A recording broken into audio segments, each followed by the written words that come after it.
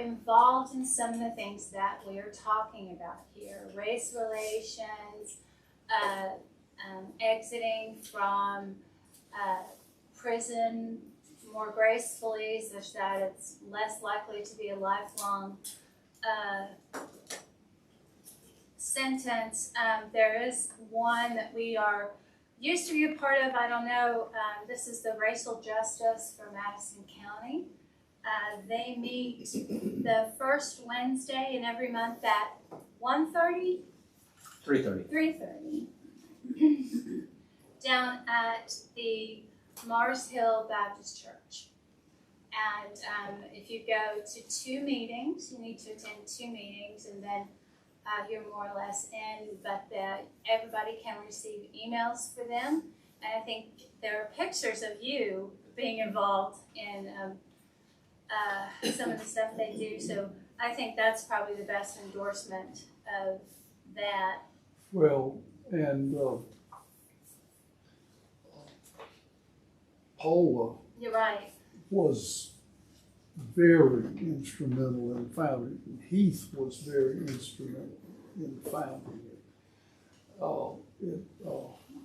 There also the pastor at the Episcopal Church was very instrumental in founding it, and they've done some really good things. So I'll be there Wednesday at 3:30, and so if anybody wants to join me, or if you want me to just report on it, happy to do it. It sounds like a really great organization. Second, a lot of people were asking about what can I do to help a prisoner who is being released. And out of Craigie Prison, there is something from the Sunrise Community nonprofit. It's called the Linkage to Care Reentry Program. And these, they are located in the Westgate Shopping Center. And they provide help with everything from obtaining an ID, staying sober, mental health treatment, transportation, food, and peer support specialists. So that looks like a great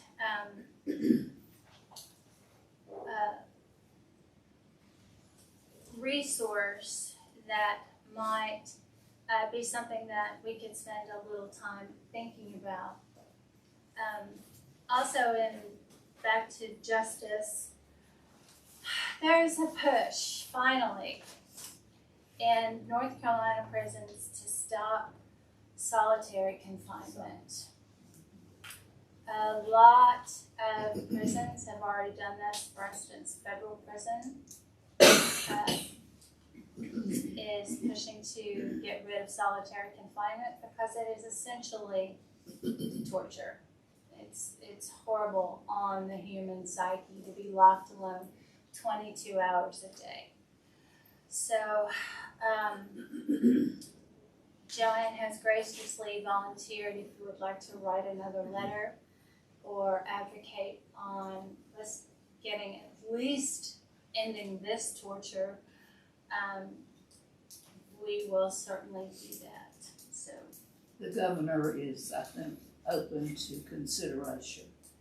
So if you would like, I'll write a letter and we can sign it to send next time. Please do. Okay.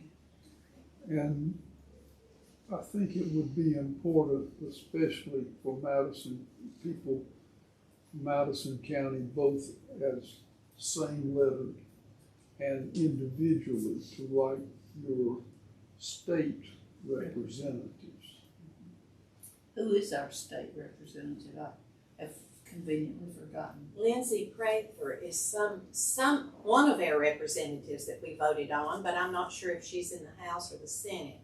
She was a special needs teacher, but her area was social studies, and she left Irwin after she did the special needs classes for quite a few years. Went to UNCA, and from there started really working on becoming a representative for us, and she ran and was elected. You'll see her occasionally on the news. She's young, she has dark hair. Craver? Prather, Prather, Lindsay Prather. Craver. She's a good one. All right. So, is there any other assignments you want me to work on? Any? You're doing a great job, Julie. Well, I'll keep my eye out for other things that we might want to do, and I'll check them out. You know, I never even thought about the fact that how cruel solitary confinement would be. I hadn't even thought about it. So that's awful in itself. But the fact that we could speak up and maybe do away with that is, because that couldn't help but make somebody get worse. they are. Depressed. In Colorado, there's what's called Prison Valley, and there's been a lot of studies. People have studied solitary confinement in and outside of Prison Valley, and the persons who spend more time in solitary confinement are so much more likely to offend. They just sit in there and they don't rehabilitate, they don't interact, they just stay mad and stay bitter. It is not a good, I mean, imagine being well, okay, for me it sounds like heaven, but imagine being locked up for 22 hours a day. For normal people, it'd probably be really Those upsetting. representatives are Mark Pless, he's the House member, I hope this is right, and Ralph Hise, Hise, is Mitchell County. is the senator. Um, And it says The this is presumption 23-24. of solitary confinement is that you are incorrigible and that you cannot be helped and that you are a danger to either yourself or others. That first presumption that you are incorrigible is specifically anti-Christian. Anti-Christian. The three reasons that people get thrown into solitary confinement are refusal to obey an order. Another one was, it's in that paper thing there, but just refusal to obey an order and seeming to smart back at somebody. Probably an officer, probably. You know, Yeah. but nothing that's really seriously wrong. Well, you ought to be And it's- separated. And it's the old people and the very young who get thrown in most frequently. The ones who don't behave.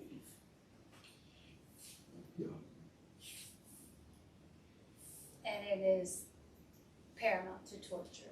It Yes. really is. So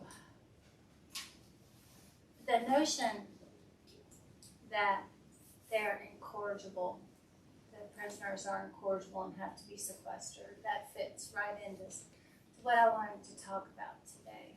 And that, again, I want to continue our meditation and our thoughts on the other. But today I want to dig down a little bit deeper into what fear actually is. And I did way too much thinking this past week and about what fear is. There are definitely two things that all humans from birth are afraid of. The first is a loud noise, and the second is falling. I'm sorry, repeat those again. Yeah, falling from birth. We are afraid of falling. And the second is a loud noise. Loud noises evoke fear. Startling, yeah. Yeah, and these are pre-programmed, and probably we could put in there body integrity. Obviously we don't want to be mutilated or anything, but even in the deepest states of non-responsiveness, pain will evoke a response from us. So body integrity, falling, and loud noises appear to be the only non-cultural things that causes fear. So where does the rest of this come from? Where does fear come from? Experiences, bad We experiences. learn, right? Right? We're told We're told to be afraid of certain things. Yeah. And our brains, now I want you to think about this for a little bit. Our brains are constantly scanning the future for danger. We're constantly looking ahead, trying to predict what's going to happen next. Is this a threat? Is this a threat? And this is a background program that is running in our brain all the time. And when we become confident or have the appearance of confidence that we can predict what's next in that chaos, that is very relaxing to us. However, if we're a little bit unsure about what happens, that causes anxiety. And then when nature just erupts and it's just chaos, that's when you have full-on fear. But we spend most of our lives culturally today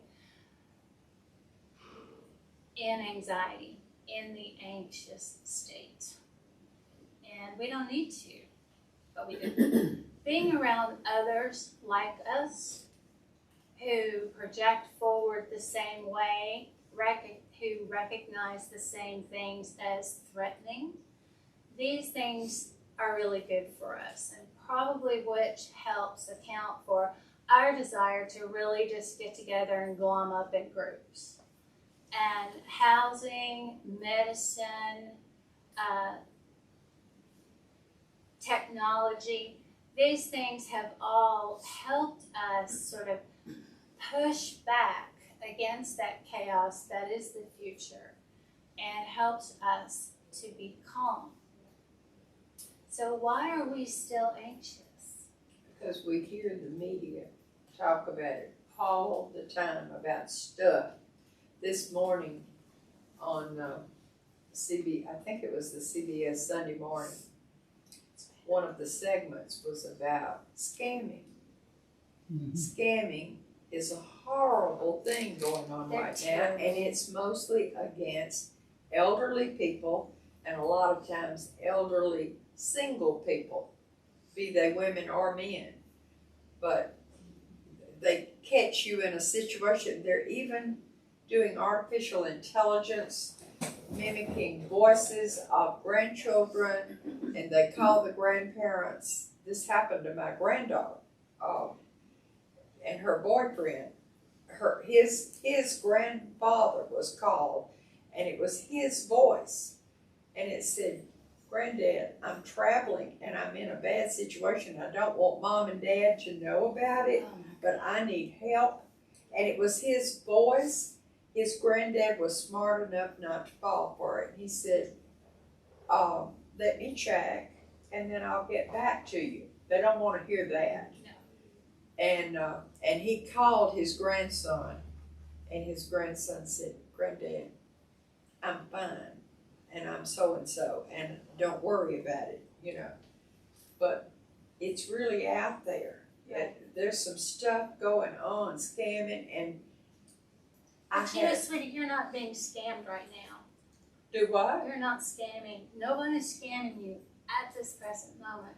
I was But scammed in But April. your brain is projecting that. I was scammed in April and I was away from home and I was on the way to Greece. And I tried to check in for my flight to Greece the next day. And I was scammed by the person who answered the phone at the airline. Ooh. Yeah, I was double charged for that trip. And I haven't gotten it resolved yet because it's going on so much that the banks can't keep up with straightening these things out. But it's it's a real serious issue right now, and don't give a credit card number out to anyone on the phone like that. Just don't.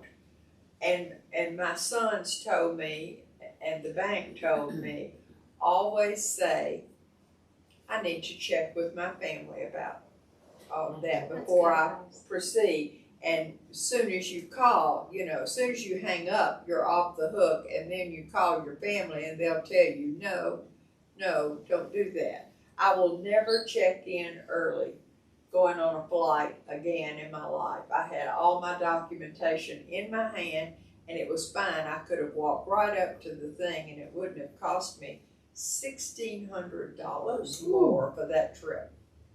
So, And what happens is that if something happens like just happened to you,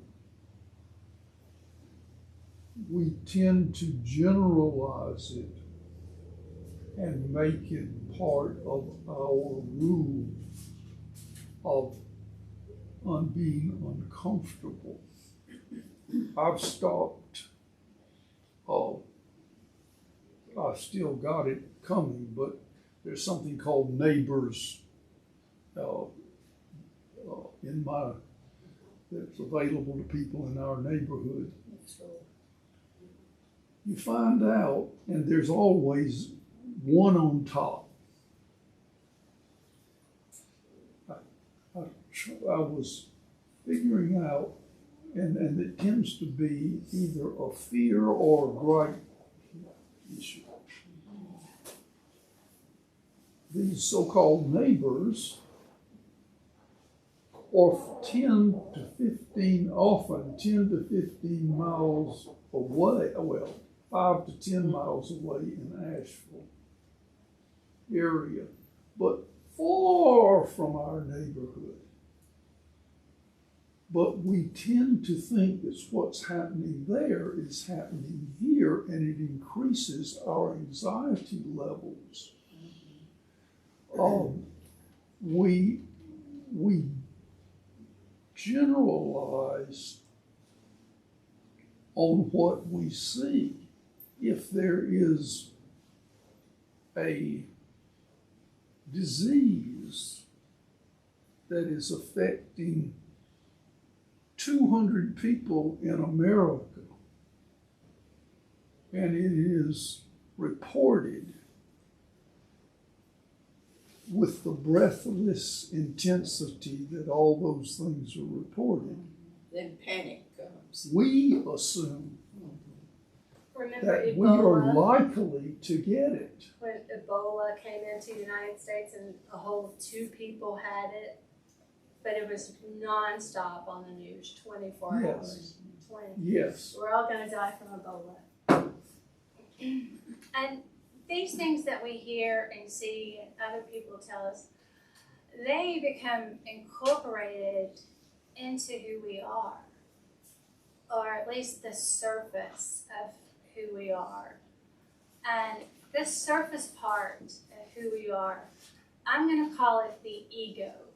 There's a lot of other ways to describe ego, but your ego, for our uses here, is what you believe, what you've been taught. Everything that you think makes you you is your ego. and threats to that ego are very, if not outright fearful, but definitely anxiety producing. You identify with the roles you play. You identify, it becomes your identity, what you believe. You know, you're entitled to God. It's not a gift. You're entitled to it. You're entitled to this birthright. On the other hand, your identity could be, I'm not worthy. I'm too much of a sinner. Why would God love me? Look at what I've done. And a threat to that identity is just as fear-inducing as a threat to the entitlement identity. So these, I think, are some of the major stressors and the major fears that face us in this culture today. So as we talk about race relations, we talk about things, it becomes a threat, maybe not to us, but a threat to our identity, who we think we are. If this person changes status, what does it do to me? And this person, they're not in my group of people who help me predict the future. I'm afraid of them. So it's that fear. And probably the most important thing I do want to say today is fear trumps any reward that may come from facing that fear. So how many times have you tried to feed a stray animal? And the reward for them is quite profound. They get a nice meal, but they're too afraid to move into and accept that reward. So what do you do with the biblical understanding summarized in perfect love cast out fear? Right. We're not, and okay, this is my opinion, we're not what we believe. We're not what we know. We're not,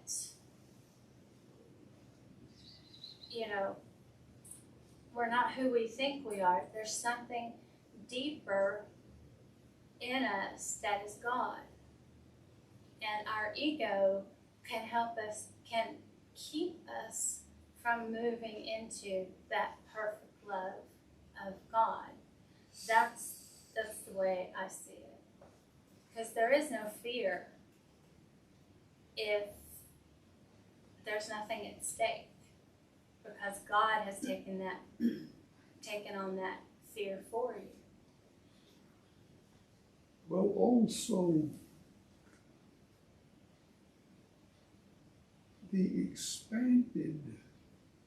as you expand your limits of love in action, which is often uncomfortable at first, my experience is that my emotions often follow my actions. That when I say, no, I will not act that out, I will live this way, it becomes part of my automatic system. And that person who has been the other becomes part of we.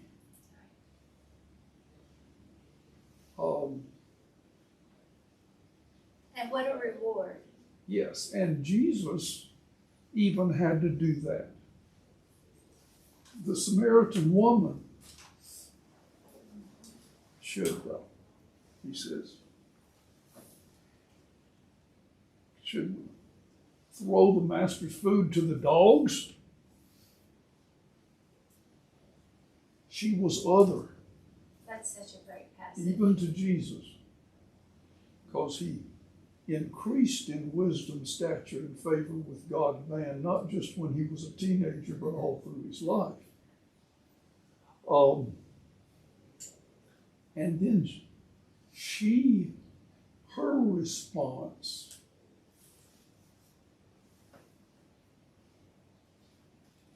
I can just see Jesus slapping his face, his own face. Oh!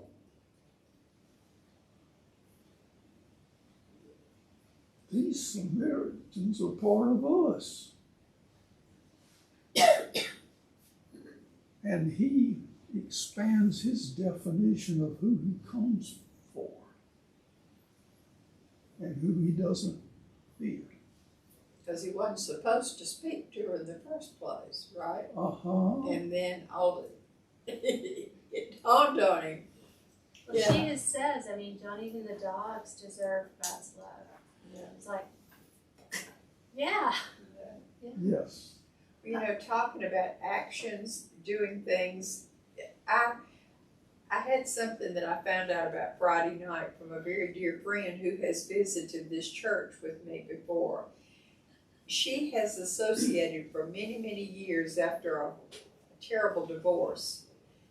She got in with people who weren't terribly kind to others. They didn't do wonderful things, and she still feels like those people, because they were together during a hard time in her life, she feels like she can't disassociate with them. But because of all of those people that she was with, she had gotten into a habit of not doing very kind things for others, not stepping out of her comfort zone.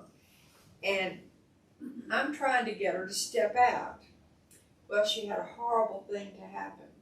In Asheville, she was out on Airport Road and she was doing some errands, and she went in Cracker Barrel to have lunch. And she was by herself. And as she was leaving Cracker Barrel and going out the door, there was a black lady who tripped. You know, they have two sets of doors. Well, she went through the first door. Jolette was right behind her, and she seemed to trip, and Jolette thought she was going to fall, and she reached to catch her. And she said, "Oh, let me help you like this." A black man came right behind her through that first door coming out of the restaurant. And all of a sudden, you know, the lady was okay. She didn't fall. And all of a sudden, the man went with her and they left. Jolette went and got in her car, and she thought, I was trying to be kind. I was trying to step out of my comfort. I didn't want the lady to fall, so I was reaching to help her. She got to her car, and she said, I've gotten in the habit lately because of several times recently she had lost her keys or lost something, you know. So she said, I always check to be sure I have in my purse, my wallet, this and that and the other. Well, her wallet was missing. And then she thought, what? And she was looking all around thinking it was her and that she had fallen or it had fallen out of her purse or something like that. And she realized, no, it was gone. And she went back in Cracker Barrel and she said, did I leave my wallet here? You know, and they said, no, they spent, she said, about 20 minutes looking in the bathroom, retracing her steps to be sure that she had not lost her wallet. In the meantime, she called, they suggested, well, you need to call, her debit card was in there. Well, in my debit card, you can't tap and use, just a credit card, but her debit card you could tap and use. And she called her bank, and those people had already spent $1,000 on her debit card out of her wallet, and they turned it over. They went across the line into South Carolina. So anyway, somehow, but it happened in Arden, down there on Airport Road. So she had to get in touch with the Asheville police, Buncombe County law enforcement, and they're trying to help her get to the bottom of it. But she said, I was just trying to do something nice. And all of a sudden, and this couple, she got a call yesterday. The couple has been going around different places in the United States doing this. And see, they knew that the camera was off between the doors.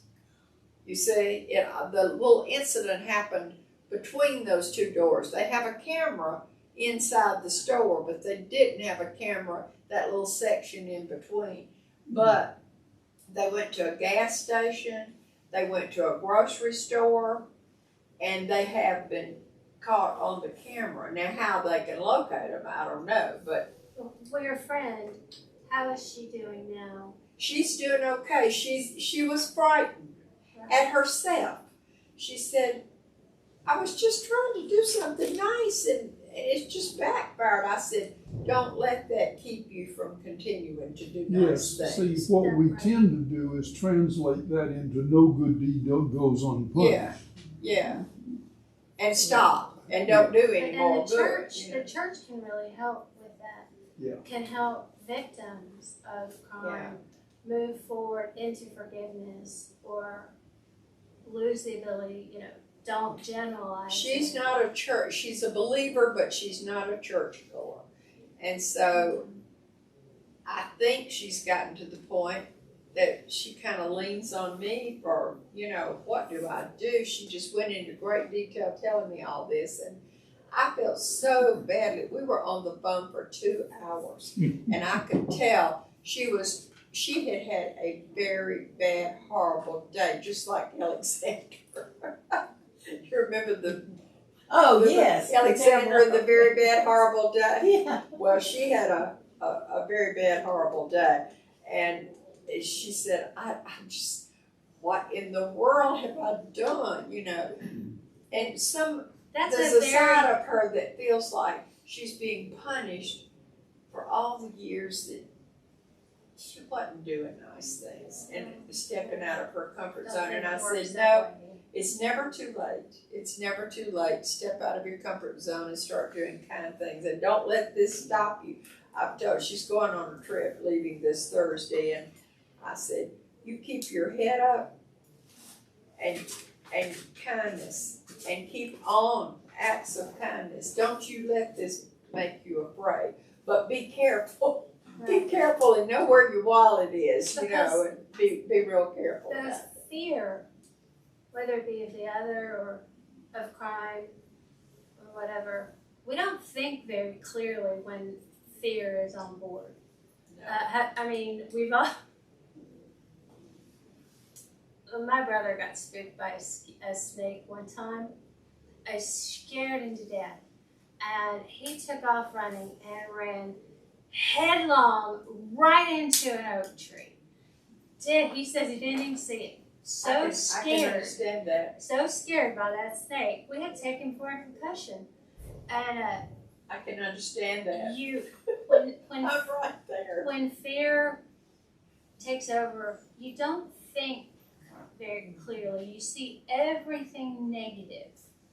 So your ability to come to the correct deduction is compromised. So is it that primitive part of your brain that takes over the amygdala or something? Is that Well, what happens?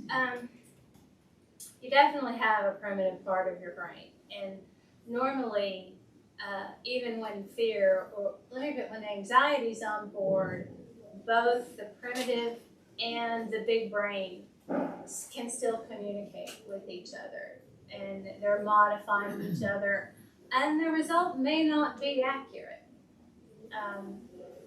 But when it's total fear, like of a snake or whatever, spider, you're just you're just not thinking very clearly. That's why in horror movies, people run in and hide in places where they keep all the chainsaws. You know, it's just not, you're not thinking very clearly. So that's something else to keep in mind. If you're having a response, an anxiety response to someone, you're not thinking very clearly about what's right in front of you.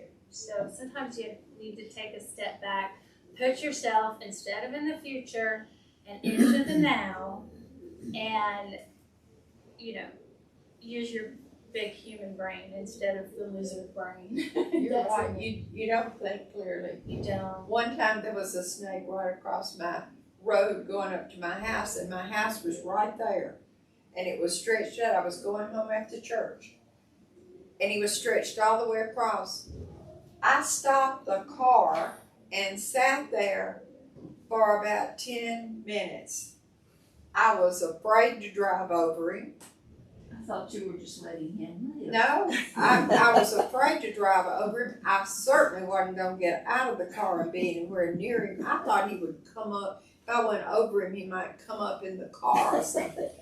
I wasn't even, I'm the prime example of you just don't even think. Right. You can't think clearly at all. Yeah. He didn't move. He was so comfortable out there. And I finally thought, this is so silly. I'm just going to run over him. And I ran over him real fast, which was terrible. If I'd run over him slow, I could. But no, I ran over him fast, and I don't think he even felt it. But I am petrified. But that fear can immobilize us Oh, and make us unable to have the correct response. yes. There's a book that's just been published about the Birmingham protest, and the title of this book is provocative. It says, "You've got to be willing to die before you can begin to live." And it was the motto that they had of nonviolent protest, knowing that they might get killed. Back during Martin Luther King's time, that was the thought, wasn't it? Yes, and there were mistakes that were made, and things didn't always go the way they had hoped. But the motto was, you've got to be willing to die for this cause before you can begin to be nonviolent and go out and face what is out there, because you may die. Because if you're afraid, And if you, it clouds everything. yes, and so they did one thing that was questionable in my opinion, but I guess it was probably true. They decided that the nonviolent protest by the adults wasn't making much difference. And so they used the children. And they had protests from children, school age and sometimes even younger. They sent them out 30 at a time until the jails were full. And that raised enough sympathy and feeling of this is not right, so that people began to respond and the government was forced to act. But we can will ourselves to do more than we think we can. Courage is not feeling fear. No, Courage is feeling the fear and doing it anyway and acting. and acting. And you know, adrenaline is a big fat liar. It will convince you.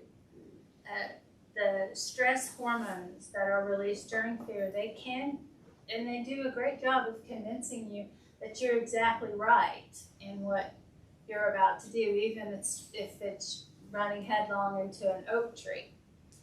And it's only when a calmer, more rational brain takes over that we can make the correct decision.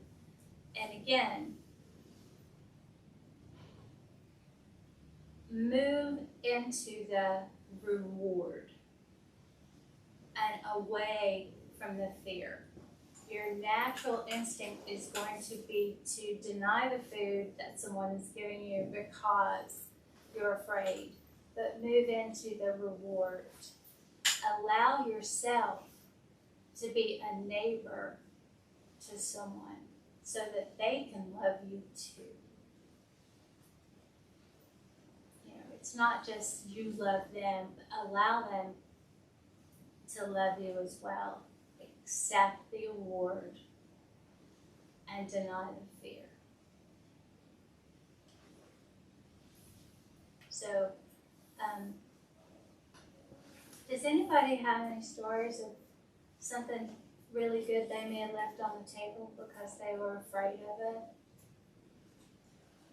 Afraid to go get the reward?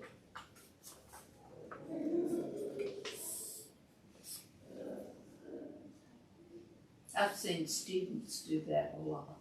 Me too. Who they're afraid to push themselves because they fear they might fail. And if you could just convince them that they can do this, and if they don't do it the first time, they can do it the second time. So many times they don't understand that. You know, so many times I've been in situations where I don't know that it's fear, but just being reticent about moving forward. Mhm. And that may be a fear, but sometimes the reward is a really good reward. It's just getting past that reluctance. And it's almost you have to force yourself to move forward. There are a lot of people that don't like to be in the limelight. And that will keep them from stepping out, doing things, saying they will do things because they don't want to be in the limelight. They don't want everybody looking at them, you know. They just want to. But isn't that a kind of a fear of failure? So what I'm talking about isn't necessarily a fear of failure. It might be. Fear of change. Yeah, it could be fear of change. Because once you get habituated, man, you're in your comfort zone. You know, it may be better outside of your comfort zone, but I'm here. I'm doing what I know, and I'm. It's hard to get out of that. Yeah. Yeah, it is. But Do you think it's a type of self-protection? I do. Maybe? I do. But protection? From what? From, you know, again, your brain is constantly looking forward, you know, looking down, you know. And my lab called me Dr. FEMA because I could come up with the worst case scenario for anything just like that. My brain was constantly looking for the worst. And your brain, to a probably lesser extent than mine, does that as well. So, well, if I did this, this could happen. Oh, better not do it. Oh, if I did this, this could happen. Better not do it. And it's a combination of all those little, better not do it, better not do it, better not do it, that create a sort of an inactive way of being. That just one step, you know, let your ego say, all right, ego, I'm taking this one step, and you're just going to shut up and let me do it. Is it really better to be safe than sorry? You know? Being sorry sometimes is okay. At least you try. Yeah, better to beg forgiveness than ask permission. Yeah. Type thing. Never done that. And when that fear of the worst Yeah. comes, I know my experience is that to say, to myself if it's a recurring fear. Okay, if that happens, then what? Then, and to face that helps me to move beyond that.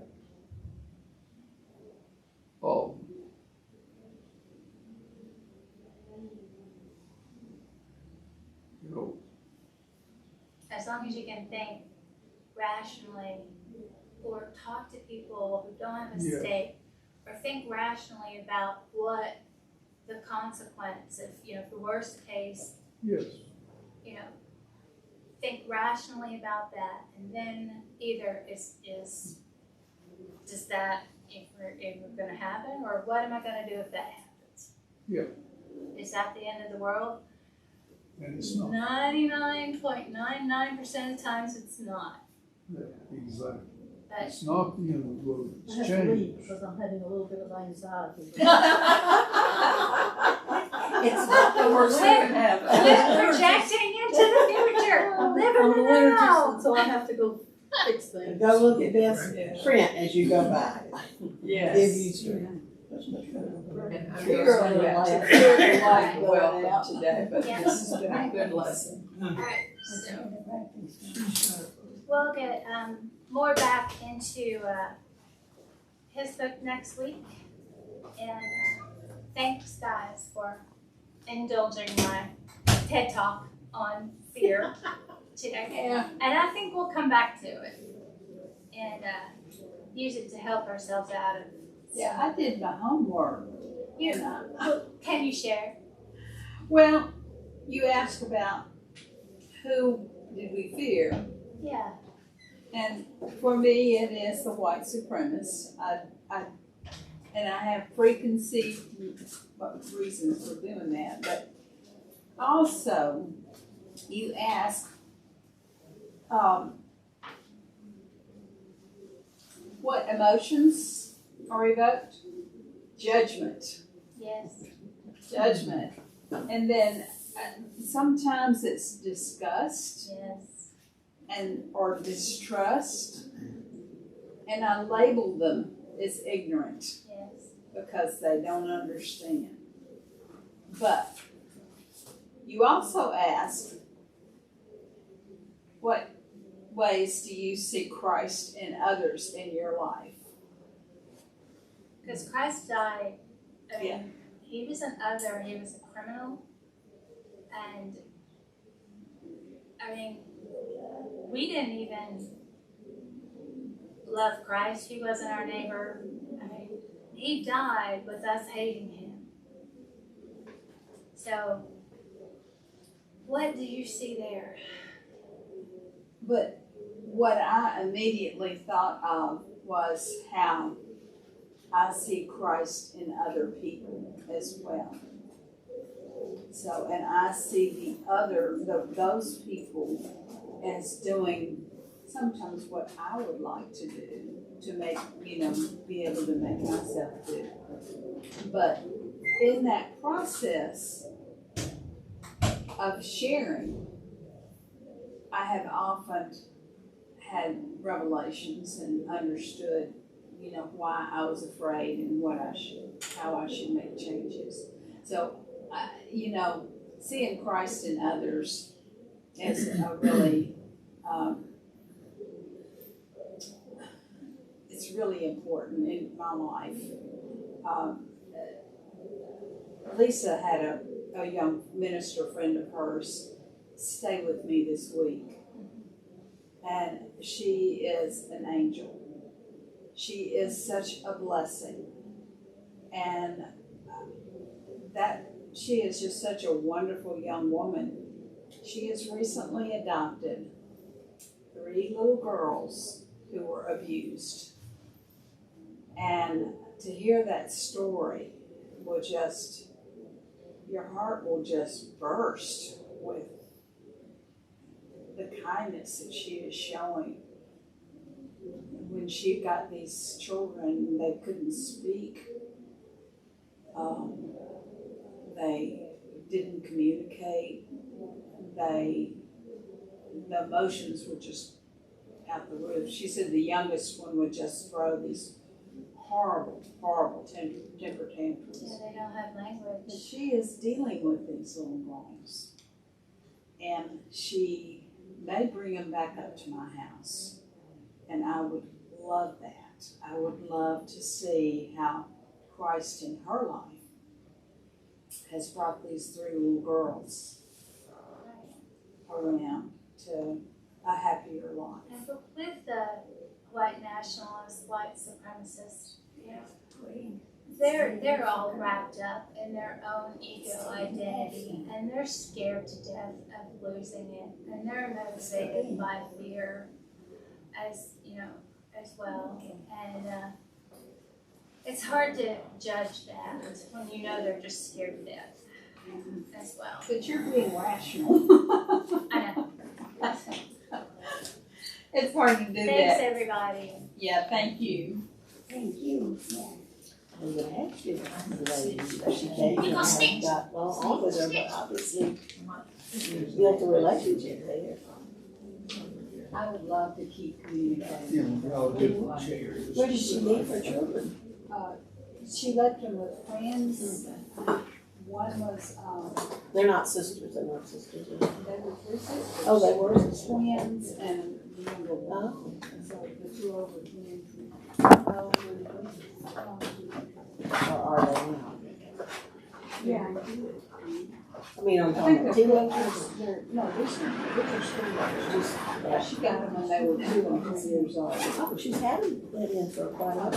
She was foster for them for a time, but she's adopted them. Oh, That you might be interested in, that I will. Yeah. Please do. Oh, I know, we Well, would did love she to see have that. uplifting, He's whatever, into this ancient alien grave or right sabbatical now, or but whatever she was looking ancient for or alien. anything? And she's a minister? I'm an active Tell me minister. I was doing. I've had, people that I care about. Instructor for lunch. Oh, yeah. Yeah. I don't know if he believes in it, but he's certainly entertained by it. He's entertained. Thank God he's off the steroids. You know, you just get to Or know if you some want really good people. Yeah. Has she gone back now? She's She was preaching today. So. oh, What a brave lady. Yes. And she's adopted them, so she's in for the long haul. And they're still young. And she got them as foster children So she did. from, when they were 2 and 3 years old. And they had been, it was unspeakable. Nothing sexual, unfortunately, is that but red light supposed to still be abused? oh, should definitely be. used. Does that mean, I mean, Me turning my phone off. Yep. oh, I never got those things. I thought about